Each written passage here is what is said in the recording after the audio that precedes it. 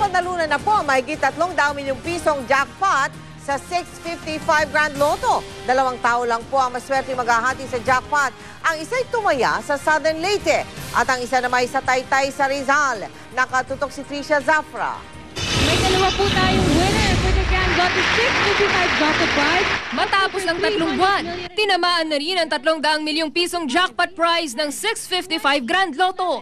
Hinihintay na ngayon ang tanggapan ng Internal Audit Department sa PCSO sa Pasay City ang isang tumaya sa Southern Leyte at isa namang tumaya sa Taytay Rizal na maghahati sa premyo. The winners should sign the ticket, the winning ticket at the back para masigurado na yung ticket na yun sa kanila. Dapat ang ticket hindi siya mutilated or nagkakaroon ng mga mancha or punit. Bukod sa winning ticket, kailangan ding magdala ng 2 valid ID ang mga nanalo para makuha ang kanilang premyo. Sa loob lang daw ng isang araw, makukuha na ang cheque, tax-free. Ayon kay Internal Audit Department Manager Attorney Lauro Patsyag, ngayong umaga lang, isang retired police mula Taguig City ang nag-claim ng napanalunan 22 million pesos mula sa 642 Lotto draw. Nitong Miyerkules naman, isang mag-uuling na taga Las Piñas ang kumubra ng kanyang 16 million peso jackpot prize mula sa 649 draw. Paalala ng PCSO sa mga maswerte nating kababayan, You can go to the bank and look for a financial advisor. Doon magaguide silang mabuti kung saan dadalhin yung pera. hindi man nanalo sa ngayon. Patuloy pa rin ang pagtaya ng marami nating kababayan sa pag-asang sila naman ang susunod na papalari. Naasam-asam pa rin. Medyo hindi kami pinalad. Siya pinalad, hindi okay lang. Sinuwerte siya. Hindi pa ako sinuwerte. Swerte nun kasi malaki-laking pera kasi yun. Dapat yun, gastusin niya ng tama. Trisha Zafra, Nakatutok, 24 Oras. Kasunod ng pagkamatay ng international singer na si Whitney Houston, muling bumebenta ang kanyang mga awitin at pumapatok sa mga music charts. Tuloy naman ang paggulong ng investigasyon sa kanyang biglaang pagpanaw habang inihahanda ang funeral service sa kanyang hometown na New Jersey. Nakatutok si Steve Dailisan. Pati medical records ni Whitney Houston pinasupina na ng Los Angeles Coroner's Office kaugnay ng investigasyon sa pagkamatay ng music icon. Nais matukoy kung sino ang mga doktor ni Whitney at kung para saan siya ginagamot. May nakita kasi mga prescription drugs sa hotel room kung saan natagpo ang patay sa bathtub si Whitney. Pero hindi pa rin matukoy ng coroner kung droga nga ang kumitil sa buhay ni Whitney dahil wala pang resulta ang toxicology tests. Habang gumugulong ang investigasyon, tuloy naman ang paghahanda sa pribadong funeral service sa Baptist Church na kinalakihan ni Whitney. Base sa ulat ng Hollywood TV, isa sa mga kakanta sa service ang ninang ni Whitney na si Aretha Franklin. Ayon naman sa ilang source ng celebrity website na TMZ, ililibing si Whitney sa tabi ng puntod ng kanyang amang si John. Ipinag-utos na rin ni Governor Chris Christie na i-half-mast ang mga watawat sa state government buildings ng New Jersey sa araw ng funeral service bilang pag-alala kay Whitney. May mga bumatikos sa hakbang na ito pero di natinag ang gobernador at tinawag pang cultural icon si Whitney na maihahanay raw sa iba pang sikat na New Jersey artist gaya ni Frank Sinatra. At kahit pumanaw na buhay pa rin ang alaala ni Whitney sa kanyang musika.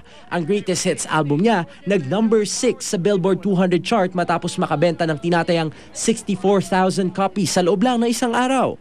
Halos 900,000 naman ang digital downloads ng Whitney songs sa loob lang ng linggong ito.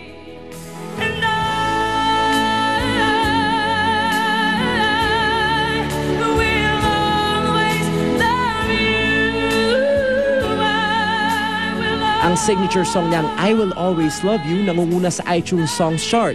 Sa top 10 bestsellers list ng Amazon ngayon, 7 slot ang inookupa ng mga kanta ni Whitney. Ang ilang Pinoy na tagahanga ng legendary singer naglaan ng panahon para magsulat ng dedication sa tribute wall sa isang mall. Background music pa nila mga kanta ng idolo. Ang isang fan nagpasample pa ng paboritong Whitney song. It's easy to achieve.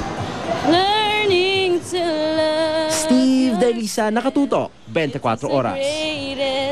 Si Mel Tiangco, ang inyong kapusong totoo.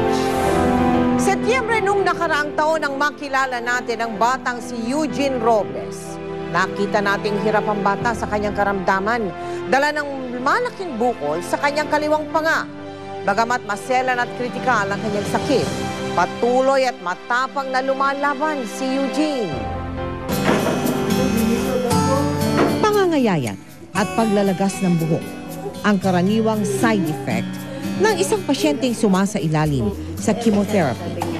Nakaka-6 na chemotherapy sessions na ang 6 na taong gulang na si Eugene Robles dahil sa sakit na mandibular amenoblastoma.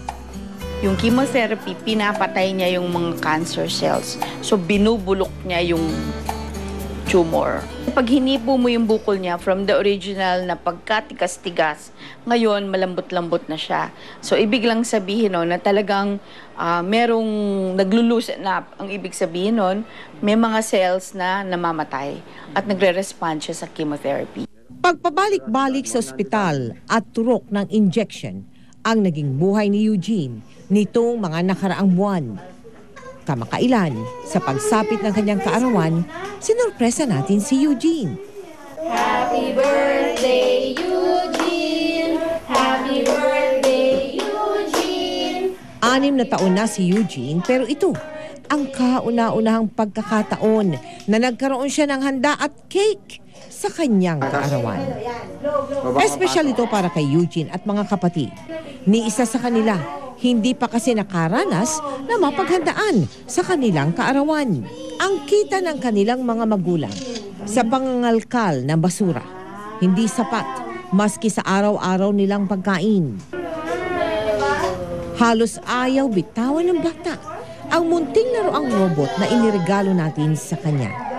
Bagamat hirap sa pagkain, nagpasubo pa rin si Eugene sa kanyang ina. Ang sabi po niya sa amin, hindi po niya kami daw iwanan.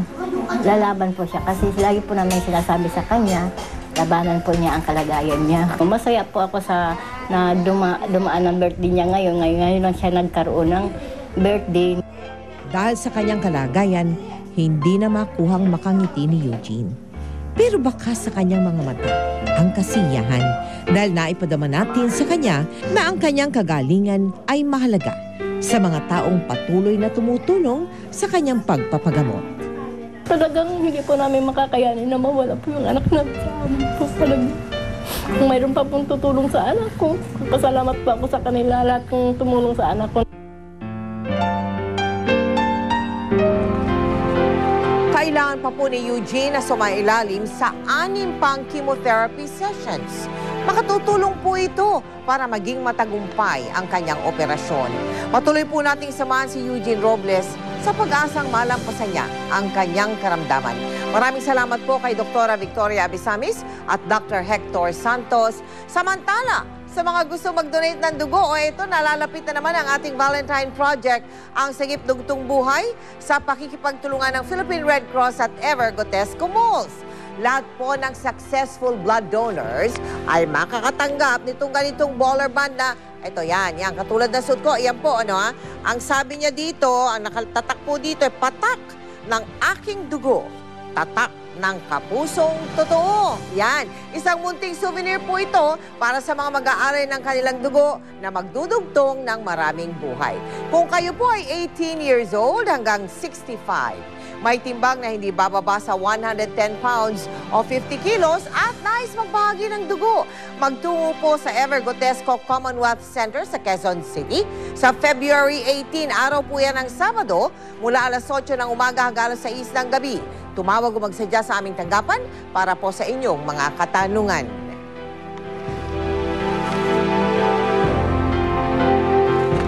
Samantala, sa maraming taon na po na paglilingkod ng GMA Kapuso Foundation ay marami ng kababayan natin ang ating napaglingkuran. Ngayong taon, marami pang pangarap ang ating maisa sa katuparan. Kabilang po dyan ang pagtatayo ng daang-daang bahay sa Iligan City na hinagupit ng Bagyong Sendong at ang paglulunsad ng aming local chapter sa ilang probinsya. Yan ang tinutukan ni Bernadette Reyes. Saksi ang GMA Kapuso Foundation sa lupit ng Bagyong Sendong noong nakaraang taon.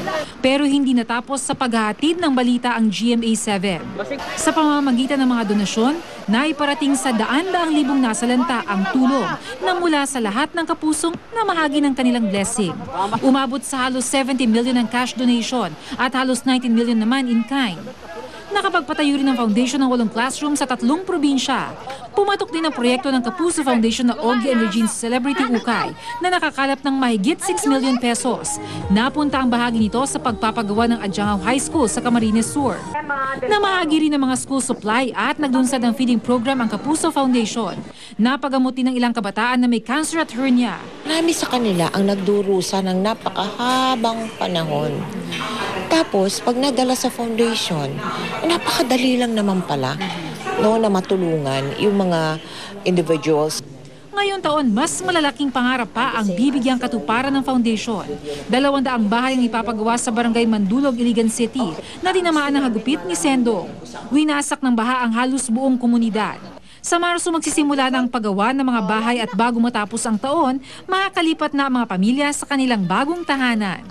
Ang gusto ni Mamel, parang isang integrated community, nandun lahat yung mga kailangan ng tao, like yung mga school nga, and then of course yung wet market, yung mga ganong facilities para talagang kompleto siya sa isang community. Meron pa kami mga sobrang funds, gagawa na rin kami ng water system, I think yung health center, tsaka yung mga basic community facilities like yung sa multipurpose covered court.